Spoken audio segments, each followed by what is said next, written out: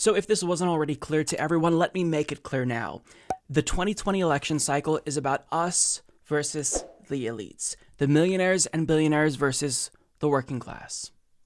They have been waging a decades-long, multi-decades-long class warfare on the working class where they lobby the government and buy off politicians to shift the tax burden away from them and onto you and I. They are pushing elected officials to make sure that policy outcomes benefit them and not us. And they're making sure that anyone who's running in any election anywhere across the country is a puppet, is bankrolled by them, because they need to make sure that even if they have everything already, they get even more. So they're so greedy that after having so much wealth, it's not enough. They want more and they will never be satisfied. Their thirst for, wealth and power, it will never be quenched. And they're getting so frustrated now with the prospect of a Bernie Sanders presidency that rather than just having a puppet or a proxy represent them in government, now they're just choosing to rise up and run directly. So, we have Donald Trump, a billionaire, as president. We have another billionaire running, Tom Steyer. And now a third billionaire wants to enter the race, Michael Bloomberg. Now, as Sydney Ember of the New York Times writes, Mr. Bloomberg on Friday took the first step toward a candidacy, filing paperwork to qualify for the ballot in Alabama. His looming entry into the race has underscored its fluidity while presenting the threat of a centrist competitor to former Vice President Joseph R. Biden Jr.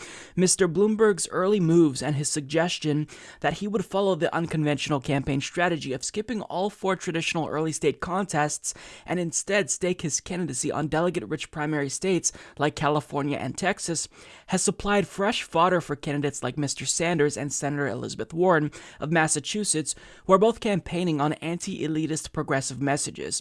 Earlier in the day, on Saturday, at a climate change forum in Des Moines, Mr. Sanders directed a more glancing blow at Mr. Bloomberg, saying the country needed a dynamic democracy, a democracy where all of us play a role in shaping public policy, not some billionaire who decides that he wants to run for president of the United States because he's a billionaire. Mr. Sanders also took a shot at Mr. Biden, who recently said he would be willing to accept support from a super PAC. His campaign, Mr. Sanders said, had no such financial vehicle. So essentially what billionaires are now doing is they're cutting out the middlemen and middlewomen, right? Rather than just buying off a puppet and having themselves be represented through a proxy, now they're choosing to just run directly themselves because they just don't have enough, according to them. Now, when you look at political science studies, there's a 2014 Princeton University study by Drs. Gillens and Page that found that when it comes to policy outcomes, elites and, special interests, they get everything. But normal, non-elite citizens, working class Americans, we have a statistically insignificant impact on policy outcomes. But guess what? They are still not satisfied with everything that they have, all the wealth and power that they've accumulated. So they want more. And because of the prospect of a Bernie Sanders presidency scares them so much, well, now what they're trying to do is make sure that they undermine what the working class wants. And this isn't just Michael Bloomberg. There is real class solidarity among elites. Because as Vox journalist Jason Del Rey tweeted out, in a private phone call earlier this year, Amazon CEO Jeff Bezos asked Mike Bloomberg if he'd consider running for president, to which Bernie Sanders responded saying, "Ha ha ha ha, that's some real class solidarity. I'm impressed by that grassroots movement. Our campaign, on the other hand, is a real movement by and for the working class. We are going to take on the billionaire class, and we are going to defeat them." Now, a few days prior to the news that Michael Bloomberg would be running, Bernie Sanders tweeted, "The billionaire class is scared, and they should be scared." Now, additionally, at a rally in Iowa with Alexandria Ocasio-Cortez, Bernie Sanders had a stern warning for Michael Bloomberg. Take a look. Our campaign is going to end a corrupt political system dominated by billionaires and wealthy campaign contributors.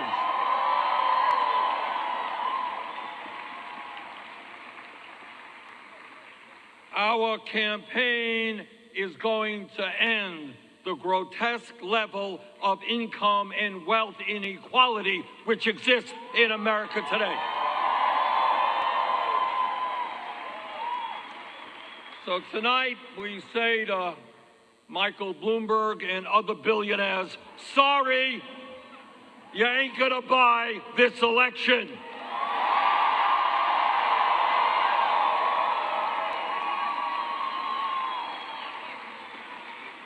You're not gonna get elected president by avoiding Iowa, by avoiding New Hampshire, South Carolina, and Nevada.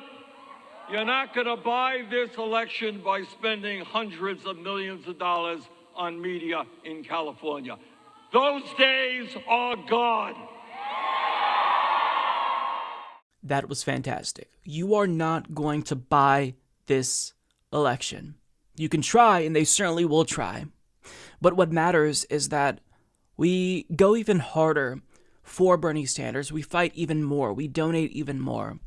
Because moneyed interests, they're not just going to, roll over and accept a Bernie Sanders nomination. If he becomes the nomination, I need you to realize what we are going to witness is going to be so remarkable. So many people who are centrist are suddenly going to go full MAGA. They're going to become chuds, also they can protect their wealth and power. That's what we are going to see.